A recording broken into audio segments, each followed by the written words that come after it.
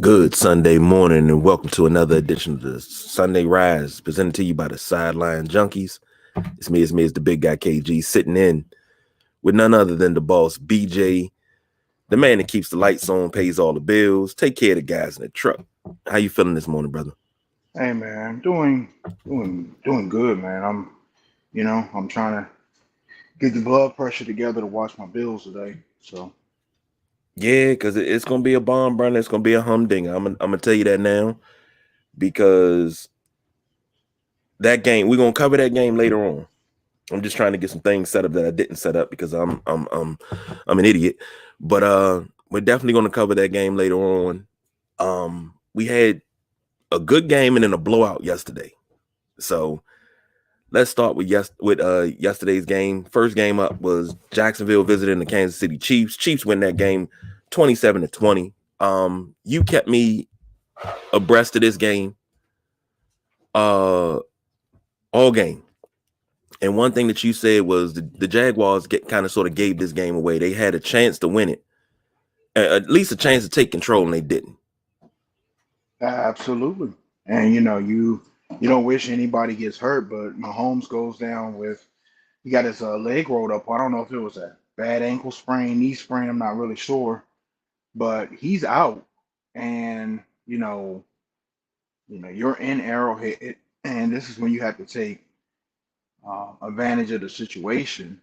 And instead of doing that, they let Chad Henne come in and basically drive them 97 yards to a touchdown. And you can't let Chad Henne. I'm sorry, you can't let Chad Henne, come in and drive them 97 yards to a touchdown. That was the flaw. And then while Mahomes was out, they couldn't put anything on the board.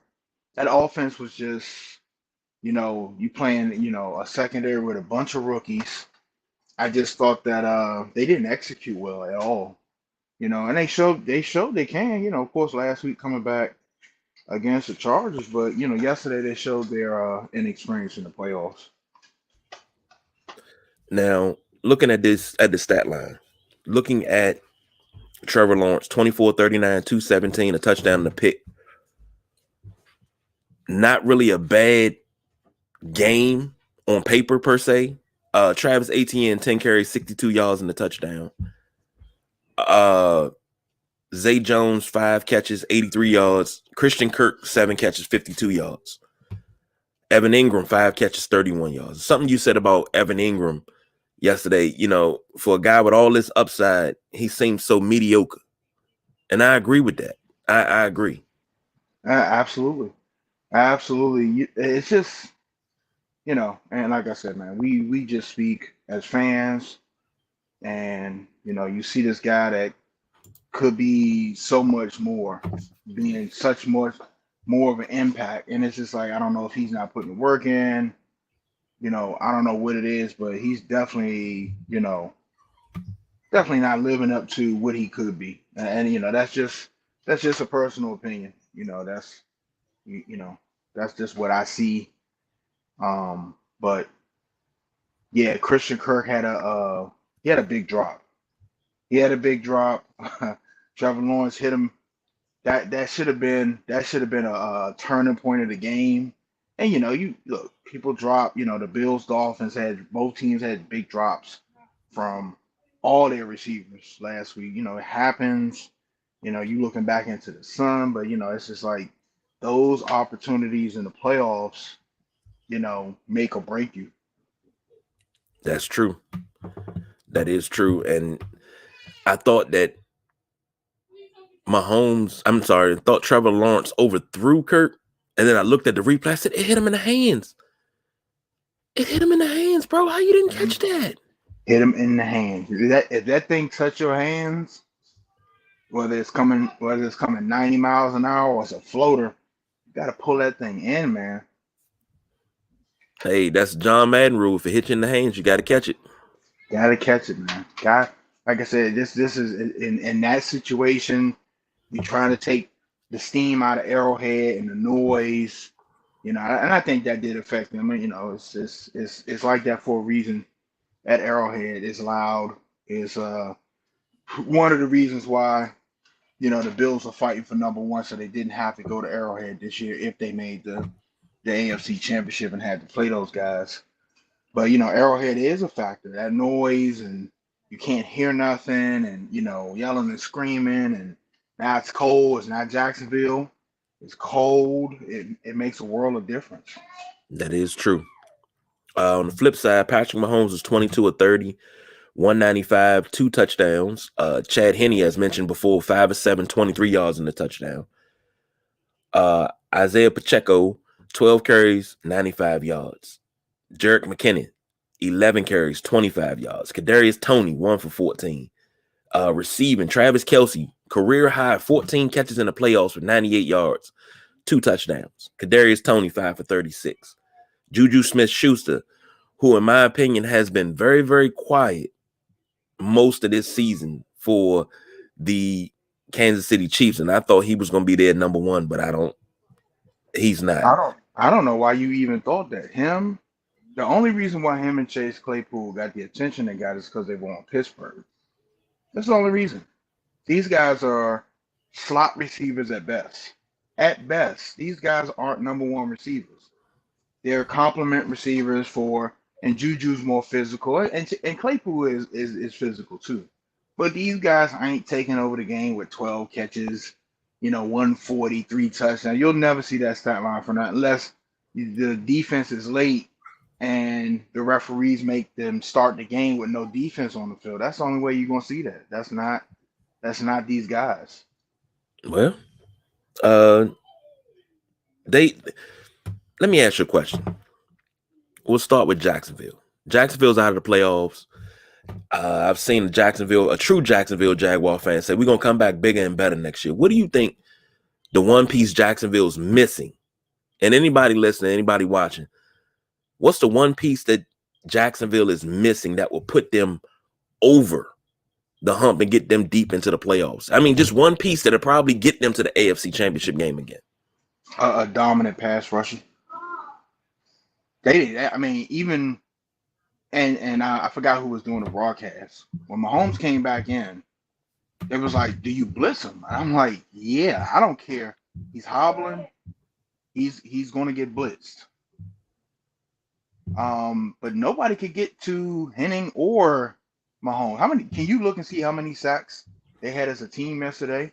But it looks like, I know, I was looking for Josh Allen, the Jaguars Josh Allen, because he's a force sometimes, but they couldn't get to anybody yesterday. They couldn't get to when Mahomes went back in, when he was hobbling, they couldn't get to him. When you get to these level of playing these teams, you have to have somebody that can get to the pass rusher. When we talked last week, we talked about how Kansas City, their defense is made for a lead where they can sit back after they get that lead and they can unleash Chris Jones and those guys to go get the quarterback. And it's not as much pressure because what the team situation in. They have to pass to come back. And Jacksonville was kind of in that situation. They weren't down a ton, but towards the end of the game, they had to pass. But yeah, they need. Offensively, you can always add more weapons. I think offensive line, if you can upgrade there, was a play where Brandon Scherff just completely missed. He did one of the Madden glitches where somebody just ran past him and he didn't even pick it up, which I thought was for somebody supposed to be his caliber is inexcusable. But any way you can upgrade that and get better players, I think offensive line, and if they could get somebody that can get to the quarterback, get pressure on the quarterback on a consistent basis. I was watching a young Buffalo yesterday, without of course, Trevor Lawrence doesn't run the ball, but they couldn't get to the pass, the rush, the quarterback. I agree with that because they had no sacks. I'm looking through the box score. They had no sacks on the quarterback. No sacks. And you talking about when Mahomes first hurt himself, he was out there hobbling. They could not get to him. He hobbled, jumped past. They couldn't get to him. Yeah, they're going to have to address that in the offseason. I mean, they spent the money offensively for Kirk and Brandon Scherf and a couple other guys to upgrade. They looked a little pale yesterday, and I think that's just experience on offense. Just couldn't get it done. But they're going to have to find somebody that wants to come to Jacksonville and help them rush the passer. Mm. Here's my thing. Looking at Jacksonville, you may have to trade to get yourself a dominant pass rusher. You may have to. You need some beef up front. You need somebody that's going to be able to push the pocket up front. You know, because I watched Mahomes on that touchdown pass to Marquez Valdez Scantling. He stepped up into the pocket and he ran into the traffic and just floated that thing over the top. Yep. That should have been a sack. That should have been a sack. And that should have been a sack, a knockdown, or something. Yep. I thought it was because I'm like, this dude's hobbling. You know, it's time to unleash the dogs. You know, whether you blitzing, like, go get him. Make him make a decision, because now he can't do the other part of Patrick Mahomes, which makes him deadly, is what you take off. Mm-hmm. He can't take off. Go send somebody to get him. Like, the crazy thing that killed me, which I didn't understand. Everybody that plays Kansas City Chiefs, especially now without Tyreek Hill, you know how dangerous Travis Kelce is. There were plays where he was wide open. Wide open. I just I could not fathom why Travis Kelce was wide open. I just could. It just, if anything, just like you do Tyreek Hill, you should have somebody underneath and over top of him. If you could throw that ball and fit it in, cool. But we're gonna have somebody for the underneath.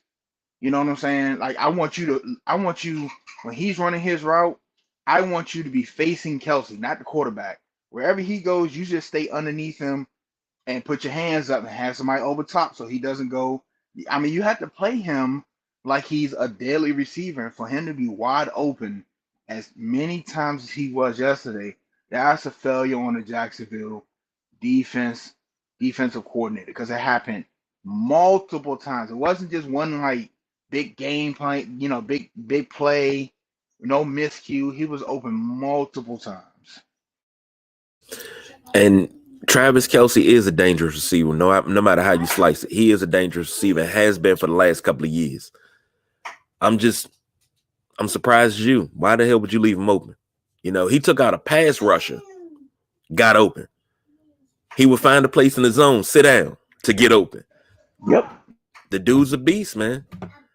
Now, speaking of somebody that's a beast, in their playoff debut, Jalen Hurts leads the Eagles to a 38-7 win. This is the Eagles team that everybody was scared of early in the season. If you had any doubts, was his shoulder healed? Go ahead and throw those doubts out the window, because the kid threw some passes yesterday that was absolutely, positively amazing. He was 16 of 24, 154, and 2 touchdowns. They even got good running on the ground. Kenneth Gainwell, 12 carries, 112 yards, and a touchdown. Miles Sanders, 17 carries, 90 yards. Jalen Hurts even had 9 for 34. Boston Scott, 6 for 32. You can't tell me they don't have the formula going. And they didn't even unleash the dogs on them yesterday. Devontae Smith, only 6 for 61 and a touchdown. Dallas Goedert, 5 for 58 and a touchdown. A.J. Brown, 3 for 22. Zach Pascal, 1 for 4, and Kenneth Gainwell, 1 for 9. They didn't unleash the dogs on the Giants yesterday because they didn't have to. Didn't have to. I think my prediction of what Saquon and Daniel Jones was going to do, I think my prediction was so far off because I saw them running their offense a little bit better. Now, I'm not sure if you watched all of this game, but I don't think the Giants ran their offense the way that they should have, they could have. Nah, not at all. And then the Eagles took advantage of the miscues from the Giants. You can't come out in a playoff game and be that flat and just make the mistakes that they did early on. I don't know, Bradbury jumped the pass from Daniel Jones, and it seemed like when it got to hit that 14-0, it took everything out of the Giants. Took everything out of the Giants. And then when it got to 21, I kind of cut it all. I knew it was over there.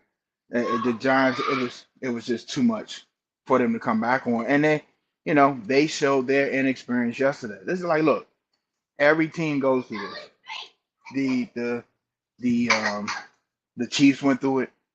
You have to learn how to win. You have to learn how to beat the big boys. And don't get me wrong, Jalen Hurts, he isn't super experienced, but that Eagles team as a whole is an experienced squad. You have your leaders on that team. You're at home, and Lincoln Financial making all types of noise. That playoff atmosphere is deadly, and when you get down, if you haven't been there before, and that's why I say we'll talk about the Bills, but that's why I say the way the Bills have had to win this season, being down, having to come back.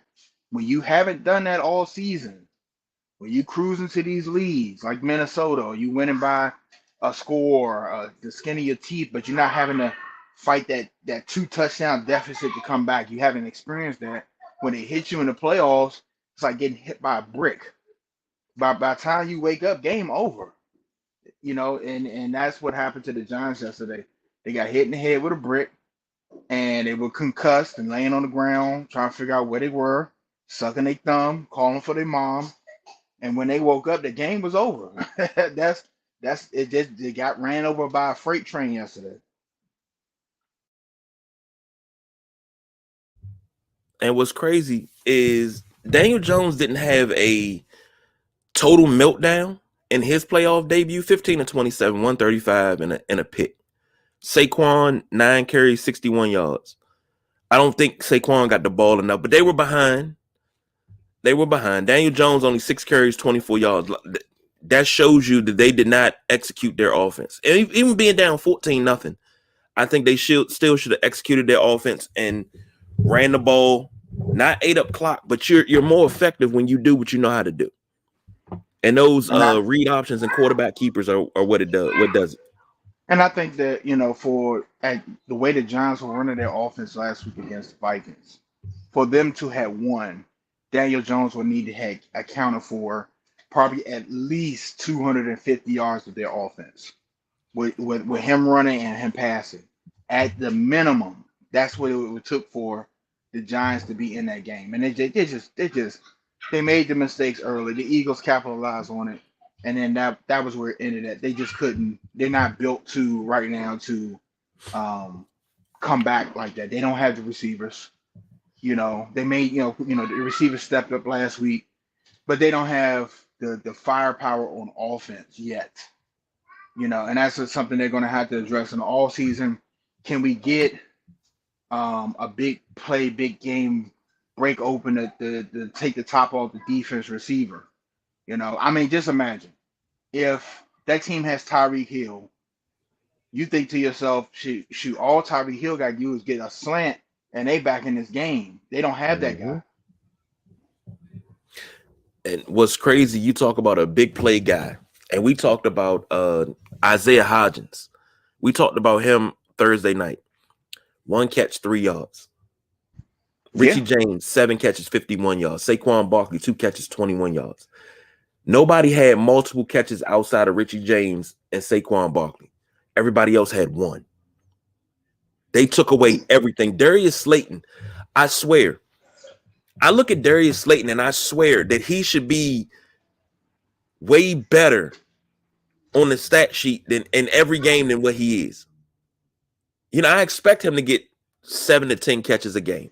And may not be 400 yards though. You would have thought yesterday, with them being down, that's that fantasy stat game you love where Daniel Jones would have threw 55, 60 passes.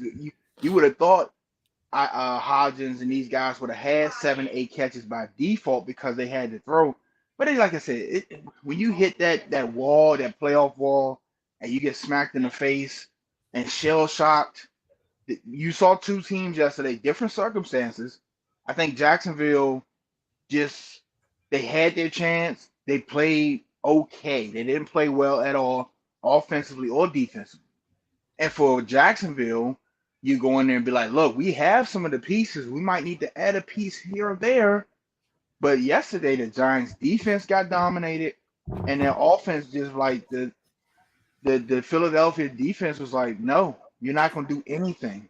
And that's where you have to be worried about, did we come out flat, or do we have not don't have the pieces? And I think for the Giants, it's both. You don't have some of the higher, tier offensive pieces, receiver wise. You need, and look, there's a couple guys, that Dayball bring from the Buffalo practice squad. And Hodgins is one of them. Maybe he breaks out. Maybe he breaks out next year and shows that he's that piece. But right now, if I'm going in the offseason, the Giants, I'm worried a little bit about that and the defense, because the defense had been playing good and been able to get to the quarterback. And for yesterday, they just look like a deer in the headlights. And I'm gonna ask you a question. We were talking about pieces for Jacksonville. Would Brandon Cooks fit in New York? He wants out of Houston, and Houston's looking to get rid of him, which they should have got rid of him at the trade deadline instead of holding on to him. But Brandon Cooks to New York to help out Isaiah Hodgins, Richie James, and all those guys. I'm sorry, brother. I had to beat Junior. Can you repeat that for me? Brandon Cooks to New York. Do you think that'll fit to help them get that game changer? Because he doesn't want to be in Houston. Nah, he doesn't want to be in Houston. But Houston, if you don't want to be in Houston make sure they can keep you in Houston. So, I mean, it depends on what.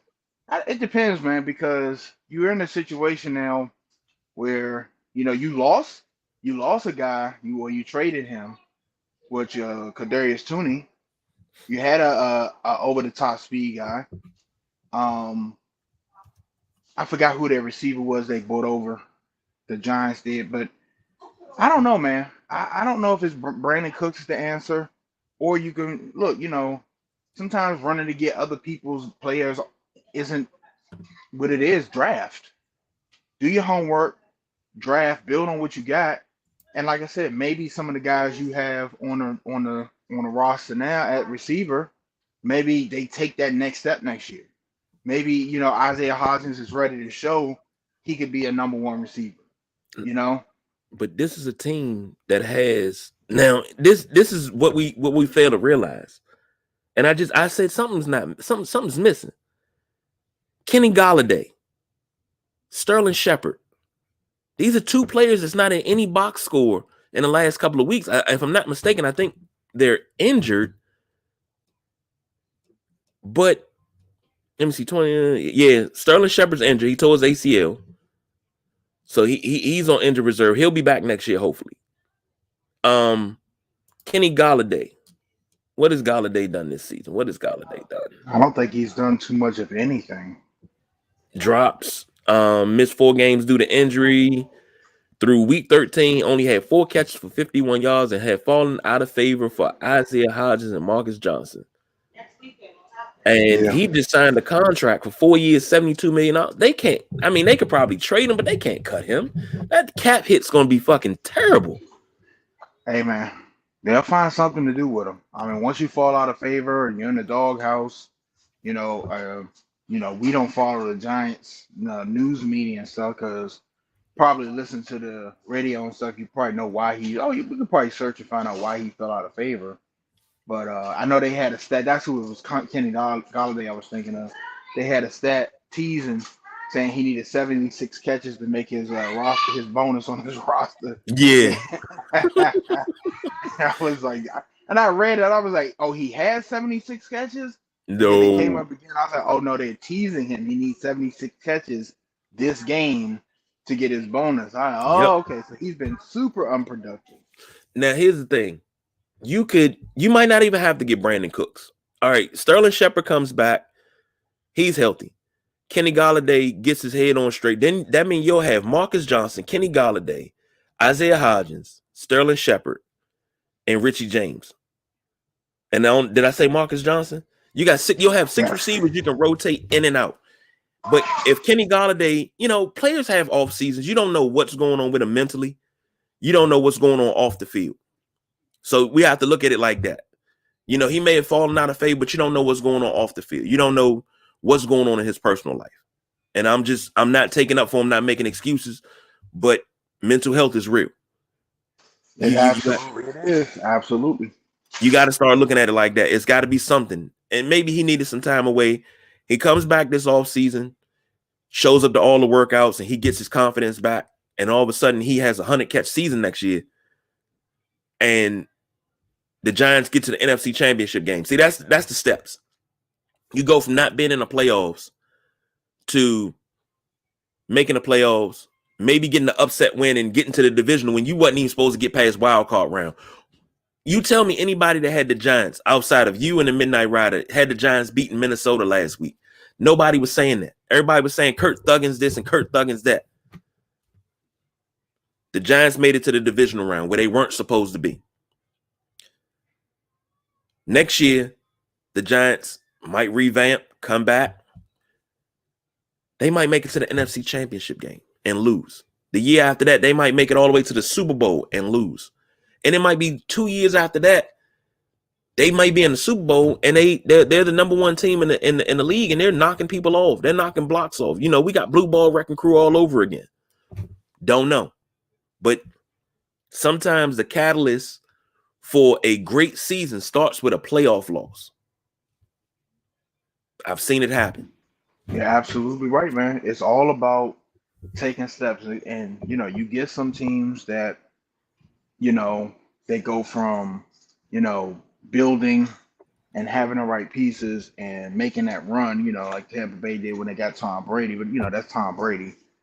But when you're building a team and your team is inexperienced, that's why I said Jalen Hurts isn't super experienced, but the team as a whole is. They have veterans on that team.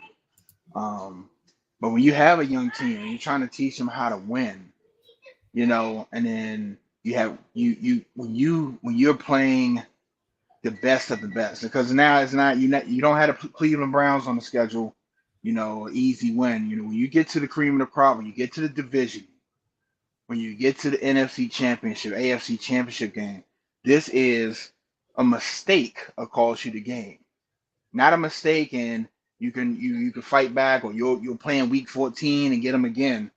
And sometimes when that happens and you don't have that experience to kind of get yourself together, you only have, when you make that mistake, by the time you get to the sideline, you have to move past it and be ready to go to the next thing and be ready to, take that mistake and be like, all right, if the defense or the offense can get it back for us, we're back on track. And if you hold on to it, game over.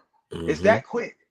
It's not, we're gonna, think about this for, and it's, I know it's supposed to be like that during the game, during the regular season, but the playoffs is a different animal.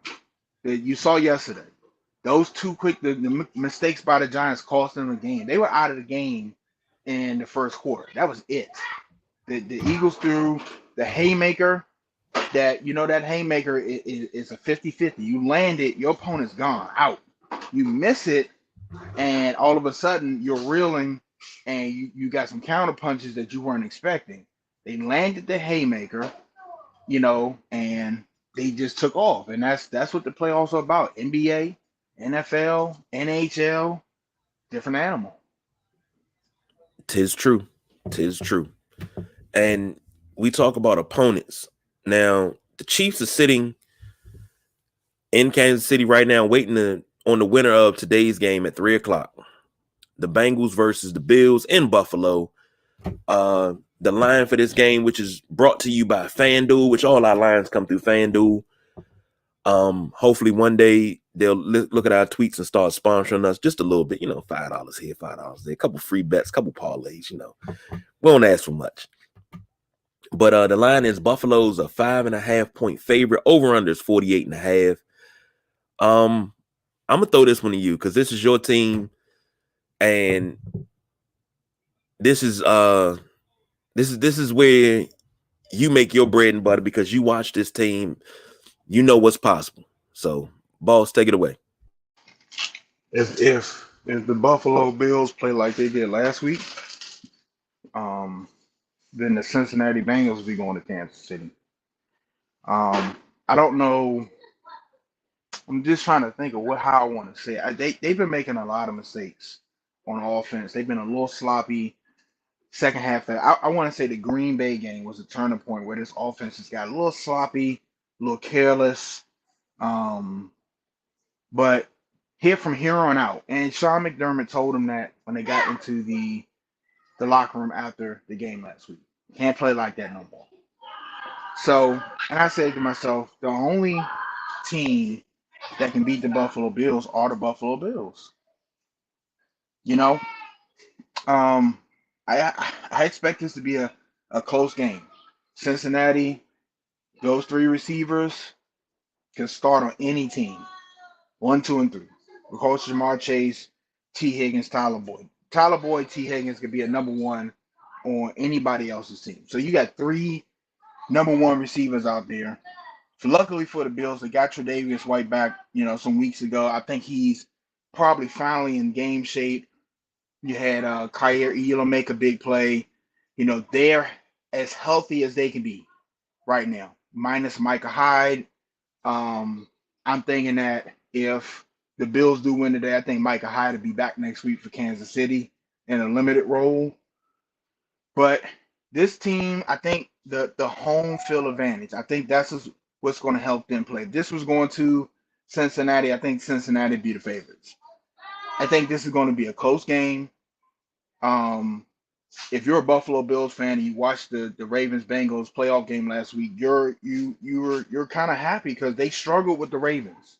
Now the Ravens have a way better pass rush than the Buffalo Bills and way better secondary pieces. They're healthy.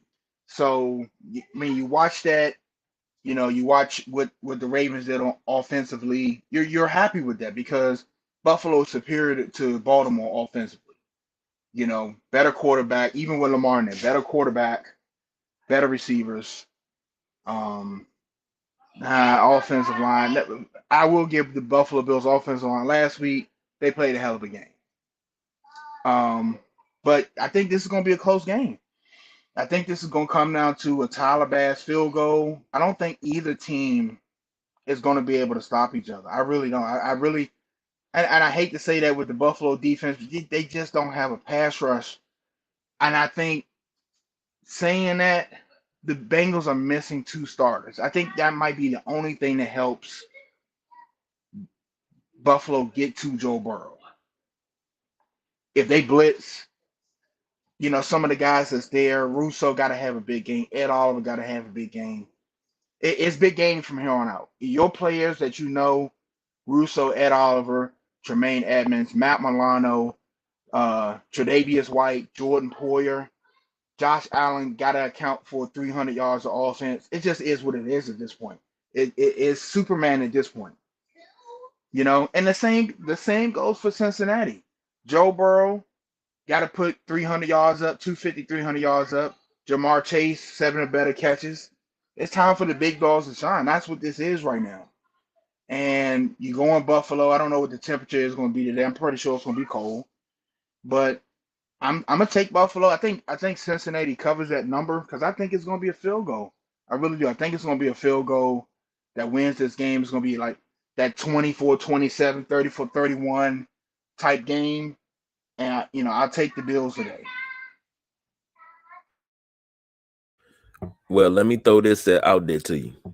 As far as the temp in Buffalo at 11 a.m. this morning was 34 degrees. And we have a chance of precipitation today. So we may get some snow flurries flying around. I agree with you that this game is going to be close. It's over under is 48 and a half. It's going to be over. And as I'm listening to you talk, I'm saying, hey, this is 41-38 Buffalo, in my opinion, at this present point. And I'm not worried about, and I don't think Buffalo should be worried about, the hell with what the next game is. Focus on this game. Don't worry about Kansas City. Don't worry about the AFC Championship game. Worry about getting out the divisional round. All your focus should be on the Bengals. And What do they speaking like to do?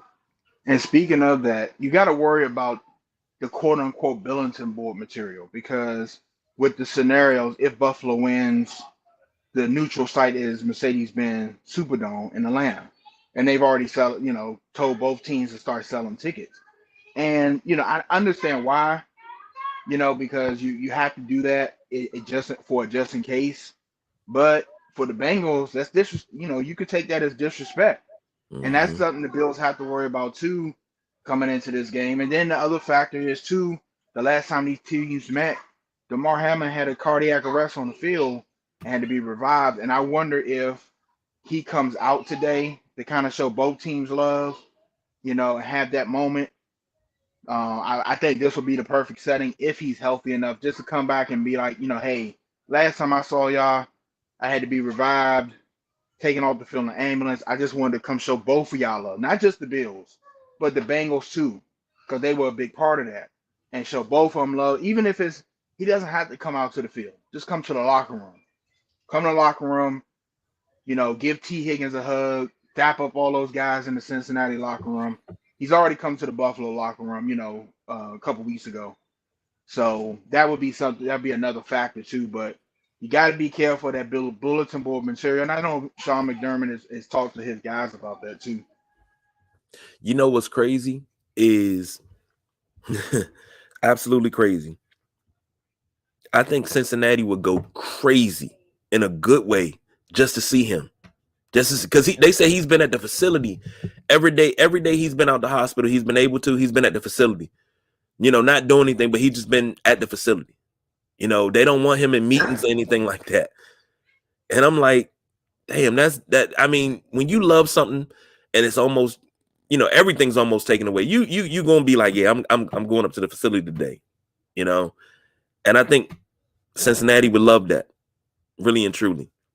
And to the point that you said, the neutral site, they're talking about doing that for the championship games from now on. I hate it. This year was a special circumstance, but doing that every year, a neutral site for a conference championship, and then you already got a neutral site for the Super Bowl, I hate it. I absolutely, positively hate it. I want to say something. It'll get the show canceled, but I'm not gonna say it. Okay, I'm not gonna say it. Okay, make sure. Text it to me. Shit. I'll text it to you. But we talked about this. I think we talked about it off air.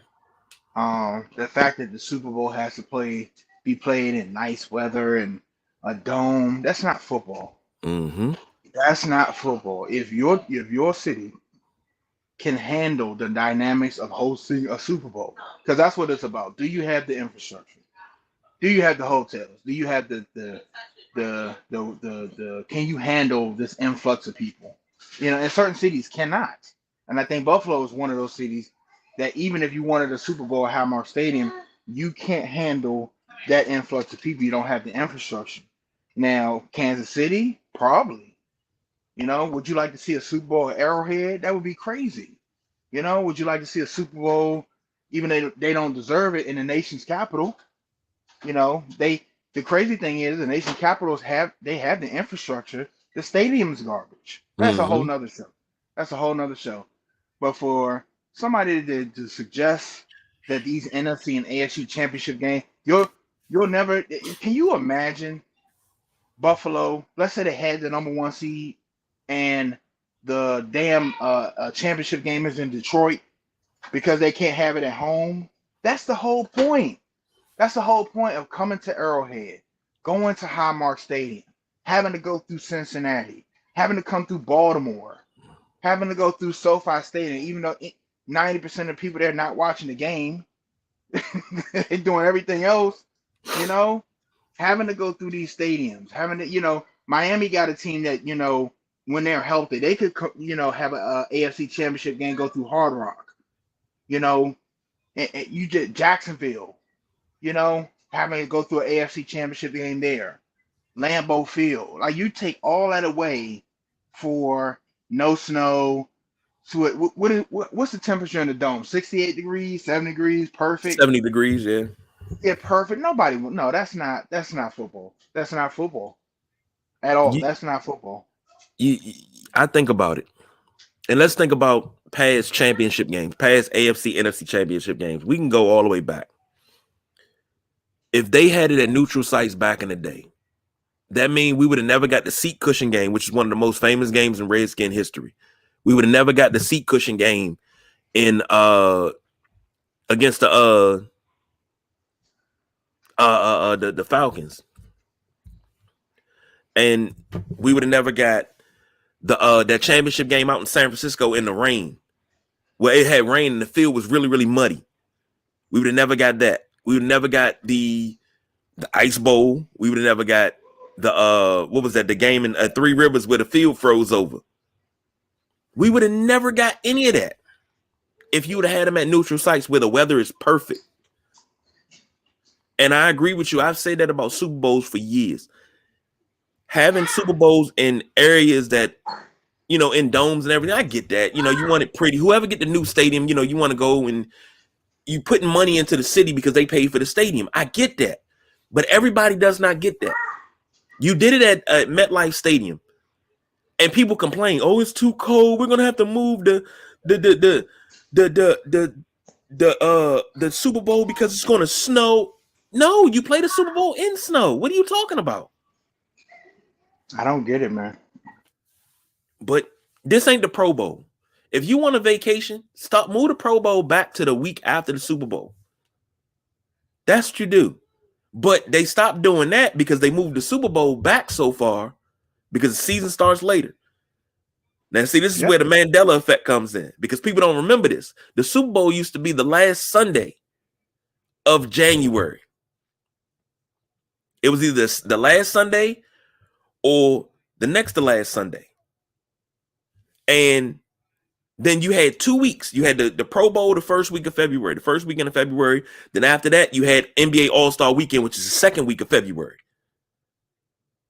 That was 3 weeks of sporting events because that was the high mark of sporting events. Then you had baseball players reporting. You had everything going on at one time. Now you still had that weekend between the Super Bowl, but you put the Pro Bowl in there and it's played on US mainland instead of Hawaii. That was the whole reason everybody went to the Pro Bowl, because it was a vacation. It was a vacation to go out to Hawaii, spend the whole week out there with your family, other players' family. Y'all just sitting around, just chilling and meeting. Some of the greatest stories I've ever heard came out of Pro Bowl week. When Warren Sapp apologized to Jerry Rice for tearing his ACL. And he said that I went up to Jerry and Jerry was like, don't say it. It's all good. He said, but you got to go over there and talk to my wife. He had to go talk to Jerry Rice's wife and see if it was all good. And she said it was all good, so it became all good. These are things that come out of Hawaii. Okay? Pro Bowl don't seem to say Naston turned into flag football.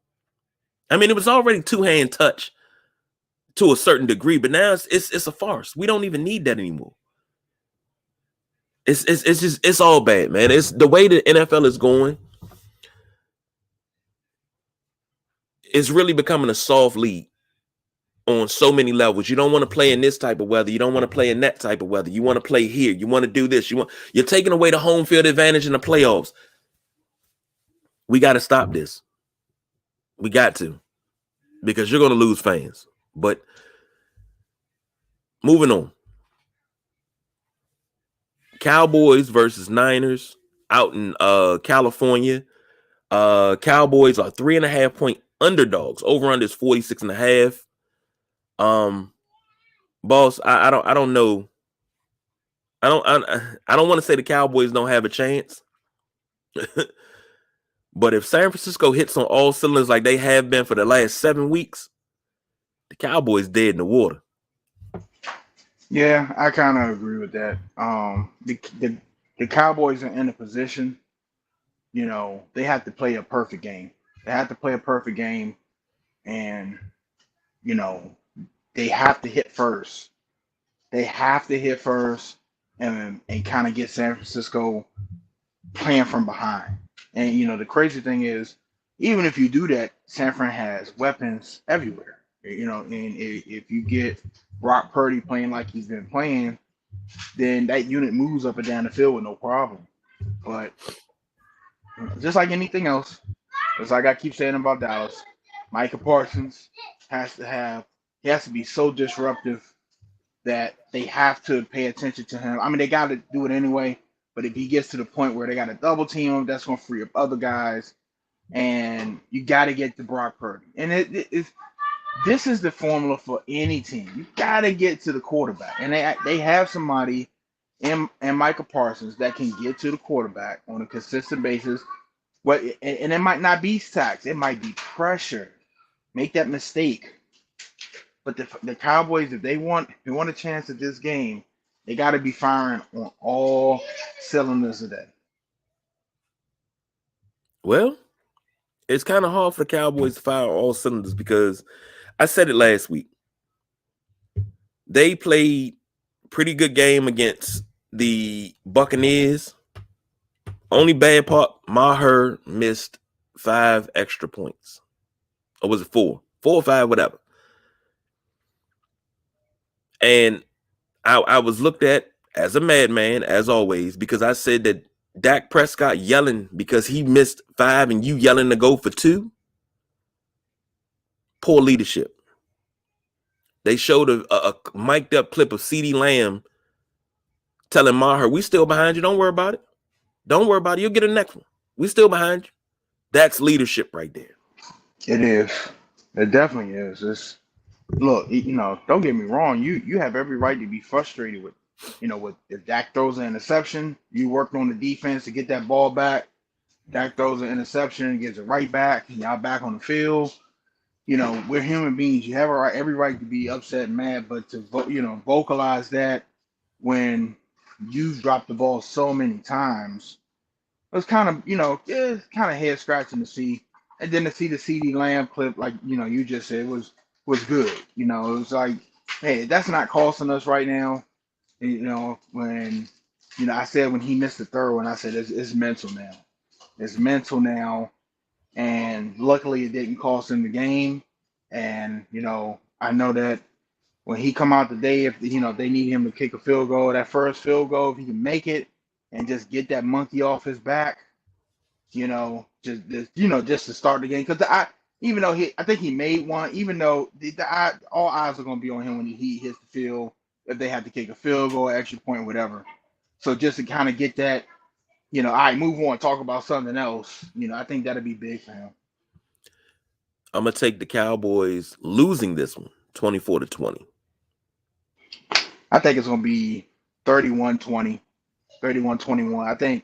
I think San Francisco has one of those big, or a couple of those big Christian McCaffrey, Deebo Samuel haymakers, and Dallas is playing from behind. I think you're going to see Dax probably throw 40 plus times today, but I don't think the Cowboys have enough. You know what? If Dak happens to throw a pick, I want to see Brett Maher get up off the bench, slam his helmet down and say, hand the ball off, hand the fucking ball off. I want to see him do that. I want to see Dak see how that shit feels. Because nobody says anything when you fuck up. Nobody says a word when you fuck up. But you came at that man like that. Instead of pulling him to the side and telling him, don't worry about it. We're going to go out there. We're going to get you another chance. We got another one. And I love to play devil's advocate. And we don't know. We see what the media shows us. We don't know if Dak said that to him. We don't know if after the first or second miss when Dak said, hey, he's struggling, let's just go for 2. We're not getting points anyway. Let's just go for 2. And it could have been frustration from him voicing that. Maybe he already talked to Maher and be like, hey, man, don't worry about it. Don't worry about it. We're going to take the pressure off you. Let's see if we can go for 2. Get yourself together. We good. We got this. We're being shown what we were being shown. So I know, it looks bad, but at the same time, we don't know if the other half happened. And that's all I'm saying. That's true. That is true. Now, this is a classic matchup. As I alluded to earlier, the NFC Championship game from, what was that, 92? Cowboys and San Fran. I want to say 93. 93 was Green Bay and Cowboys. 94 was Cowboys and San Fran. Because they beat the Cowboys to get to the Super Bowl. This is a classic matchup. And this game has made some stars. But this game has been one of those. When you see Cowboys San Francisco, this has been one of those classic battles, one of those classic matchups. And I think you're going to see a classic today. But long as you got Deebo Samuel, Brandon Ayuk, and Christian McCaffrey, Brock Purdy may continue on being the guy. He may continue on just, this will be win number 7. He wins this one straight. I'll take it. And I'm just not. I didn't think the Cowboys were going to win last week. Well, earlier this week. I didn't think they were going to beat Tom Brady and the Bucs, but Tom Brady and the Bucs did not come out as Tom Brady and the Bucs. They came out as the Yucks. So I got the Cowboys losing this one, because I got a meme already loaded up for when they do lose. I'm good with that. But Cowboys go down in this one. I say 24-20. The boss BJ says 31-21. But either way, we're going to take the over on this one. And San Fran will cover. So we've come to that part of the show where it's time to wrap that shit up, B. Any final thoughts before we get up out of here, brother? Not much, man. It's it's for me as a Bills fan, it's Super Bowl or bust. I know the season has been trying, but I'm just not interested in a good season no more. 4 straight Super Bowl losses, 13 seconds last year. So it has to be Super Bowl or bust. And this is going to be a tough road because you got a tough game today. If you win this one, you got to go fight Kansas City. If you win that, you got to probably play the 49ers and the Eagles, and it's going to be tough. It's going to be it's going to be one of them Super Bowls that have an asterisk that say, this bitch was tough right here. Yeah, so that's all I got, man. Here's something crazy. You said this, I want to say about mid-season. You said I wouldn't be surprised if it's Philly and Buffalo in the Super Bowl. And the Midnight Rider just joined us. Wait a minute. You said I wouldn't be surprised if it was Philly and Buffalo in the Super Bowl. And I told you off air earlier this week, I said, man, do you understand the amount of boo-hoo crying that would be done if Buffalo wins the Super Bowl? Because that's with, everything.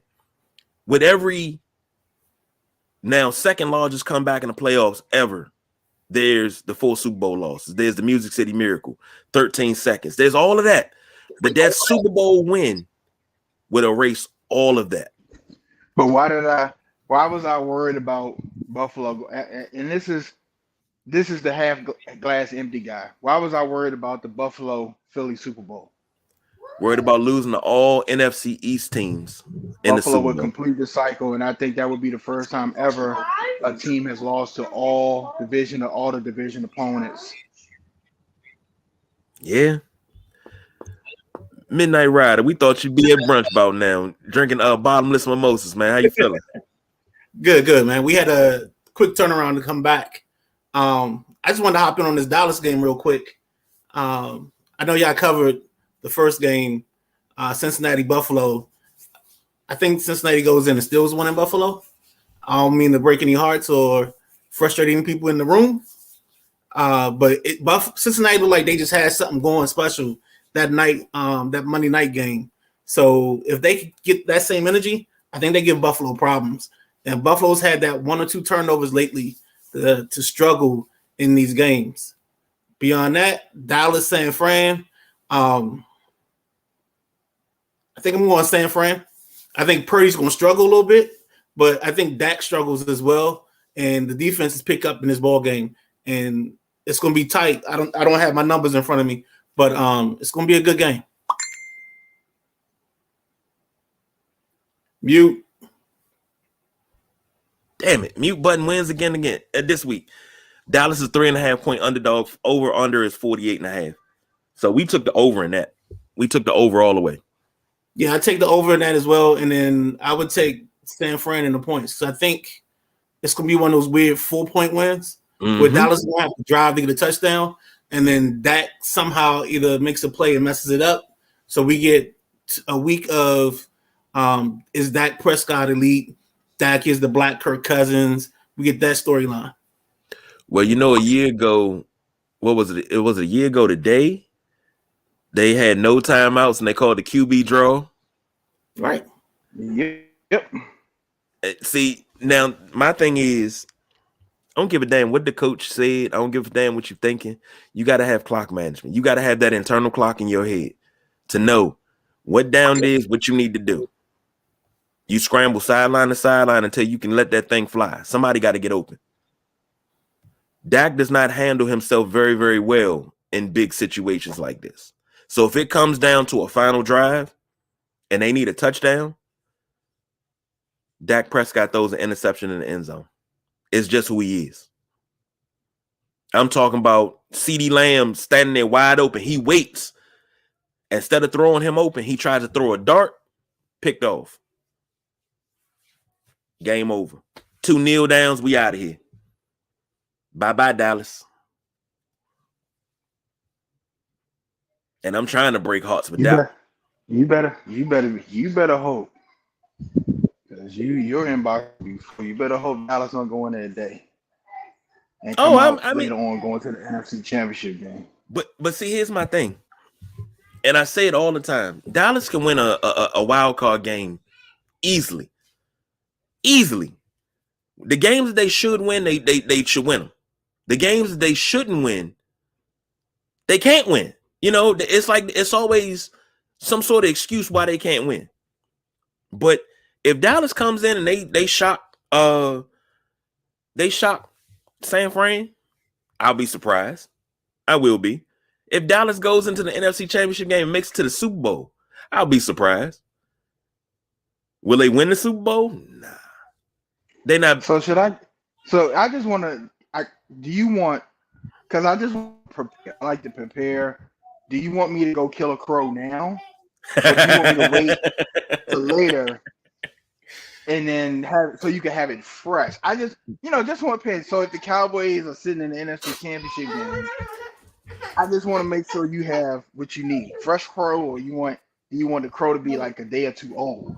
I like my crow fresh, and I need enough hot sauce to eat it. I got you. Okay.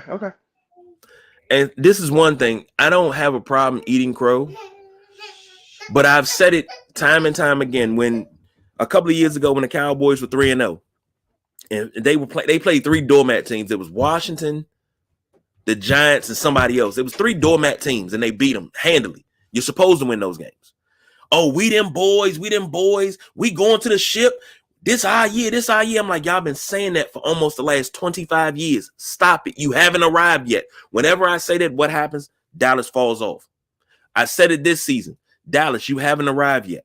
Stop thumping your chest like you've already won a Super Bowl in the last 2 years. You have not arrived yet. What happened? They come to Washington and they lay an egg and get their ass handed to them. Now, last week, they came out. They beat a Tom Brady-led Bucs team. May have been a fluke, may have been skill. Either way, they won. I don't care. I don't care what it was. They won. You coming in this week going against a hot San Francisco team. You play that dumb shit and you lollipopping that ball across the middle. San Francisco's going to make you pay for that. And Dallas will be at home on the sofa because the Vikings brung chips and salsa last week. The Cowboys, they lose, they in charge of sodas. And we don't want no Mountain Lion and Dr. Fizz and nothing like that. We want the name brand shit while we on the sofa. Okay? Y'all in charge of that. That's all I'm saying. I have very, very little faith when it comes to the Cowboys in playoffs because since 1996, they've shown the games that they should be winning, they can't win. They lost to a Jake Plummer-led Arizona team in the playoffs. I remember 3, 5, and 11 seasons. I don't believe in this squad. I don't. They got talent in places, but they don't never use the talent when it's time to use the talent. That's how I feel. That's my diatribe about the Cowboys. I'm done.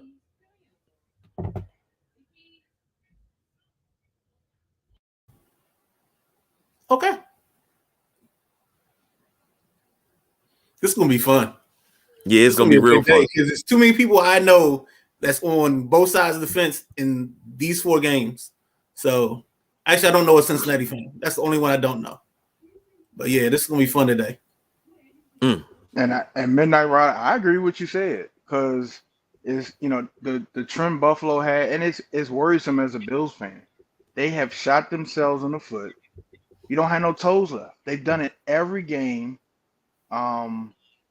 The last 4 or 5 weeks, dating back to the regular season, they have shot their toes off. I think they probably got 3 toes left. Now we're getting down to the base of the foot and the ligaments and stuff. You can't do this every game, and it's not a switch. This is a problem in Buffalo. I don't know how to solve it, but if they do it again today, Cincinnati going to Arrowhead. It's that simple. It's that simple. I don't know how they stop it. I don't know how they stop being so careless, but we'll find out today. Well, Buffalo, go ahead and punch the ticket. I don't like it. I really don't like it.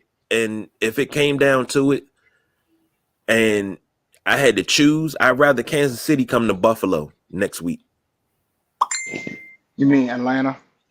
No, I'd rather them come to Buffalo. The hell with Atlanta. I want them in Buffalo.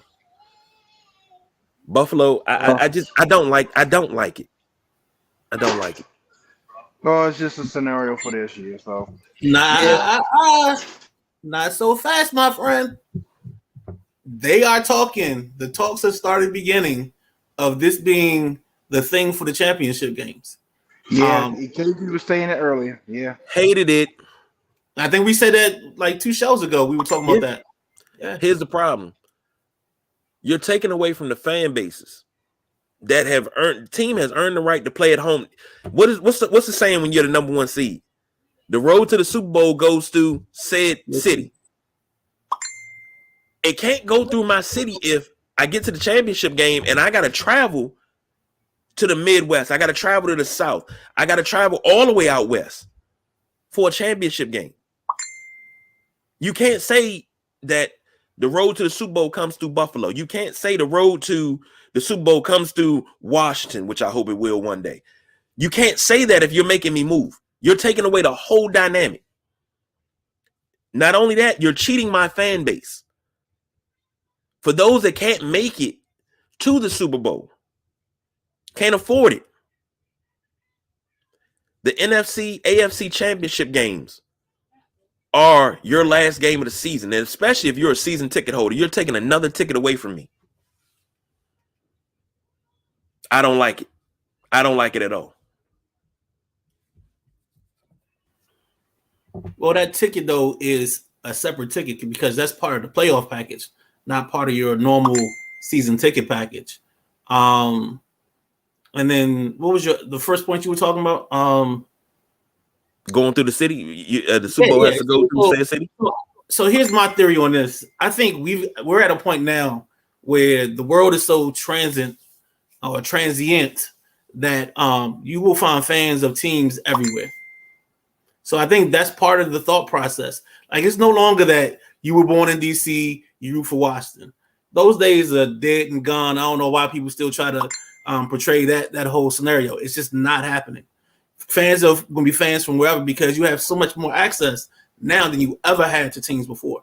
You got ESPN, you got ESPN2, you got The Athletic. You have so many ways to follow a team that there's no way that now a kid that's 10, he can go to YouTube and watch any game anytime he wants of any team he wants. He's not stuck looking at Channel 4 waiting for George Michael to come on with the sports machine. Those days are dead. Those days are done. So like, I think what the NFL is also trying to take advantage of is you got fans somewhere else that haven't seen their team play. So what if we can get those fans here to the game, and then we get some other fans from those areas, and then they get to watch a game, but I can charge them a little bit more and maybe the venue seats a little bit more than their stadium seats, and we get a bonanza. Then now think about it. We're going on the TV rights. So we're arguing about TV rights. So all this stuff plays into play. If I can guarantee you a championship game not affected by the weather, you won't take it. That's NBC, not football. NBC, hold on. NBC, Fox, and all those other places, they will take it. That's not football. That's why the Super Bowl never played in the cold weather city. And that's not football. We had a Super Bowl played in Minnesota before. Indoors, though. No, we've had it played outdoors. We've had ones played in Detroit outdoors. No, I'm sorry, not Detroit. It was I can't think of where it was, but the weather was shitty. The field was muddy. That's football weather. That's football weather.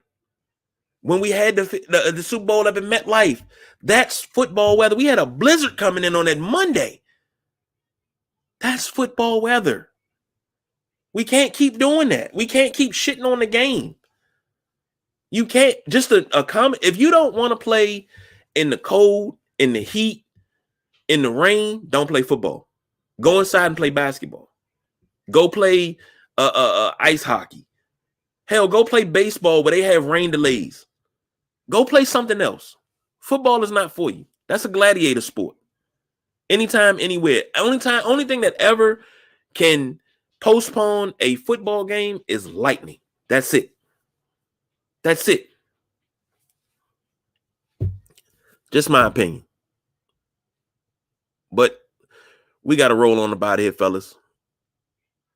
So, any last words, Midnight Rider, before we take this thing off? All I got is just let's enjoy some football today. Get your favorite snack. I know right now I'm about to call Sardi's. Go get me a nice chopped chicken sandwich. Douse that baby in the green sauce. Get my little fat kid in before the games get started. And I'm ready to go. I'm gonna give me a Peroni. I don't want Stella today. I'm gonna get a Peroni. Get a nice 6-pack of Peroni. Something dark. I might get a little Jameson and just call it a day and watch the games and enjoy, man. Well, you do that. I'm about to hit these streets. All right.